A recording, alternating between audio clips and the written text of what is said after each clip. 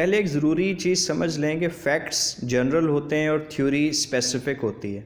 जब हम फैक्ट से थ्योरी तक पहुंचते हैं तो ये इंडक्शन कहलाती है। मिसाल समझिएगा, आप एक बास्केटबॉल प्लेयर से मिलते हैं जो कि टॉल है, फिर एक और प्लेयर से मिलते हैं वो भी टॉल है, आप मज़ीद 3 प्लेयर से मिलते हैं और वो भी टॉल हैं।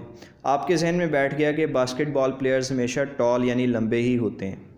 एक और मिसाल देता हूँ, आपने एक डक देखी जो वाइट है, फिर एक और डक देखी वो भी वाइट है, फिर एक और डक आई वो भी वाइट है, तो आपको यकीन हो गया कि सारी डक्स वाइट ही होती हैं।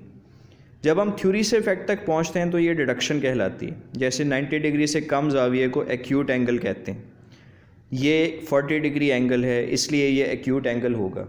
एक और मिसाल देखें, रेड मीट में आयरन होता है, बीफ रेड मीट है लिहाजा इसमें आयरन होगा। अगर आप गौर करें तो इंडक्टिव लॉजिक से नई नई थ्योरीज़ वजूद में आती हैं, जबकि डिडक्टिव लॉजिक में एक रिसर्चर इन थ्योरीज़ को समझकर हाइपोथेसिस डेवलप करता है। इन हाइपोथेसिस को डेटा कलेक्शन और एनालिसिस की मदद से टेस्ट करता है और नए रिज़ल्ट्स हमारे सामने आते हैं। ये रिज़ल्ट्स नए फैक्ट्स का हिस्सा बन जाते हैं और यही फैक्ट्स नई थ्योरीज एस्टेब्लिश करने में मदद देते हैं। यूँ हम कह सकते हैं कि इंडक्शन और डिडक्शन का कॉम्बिनेशन न्यू नॉलेज क्रिएशन का बायस बनता है।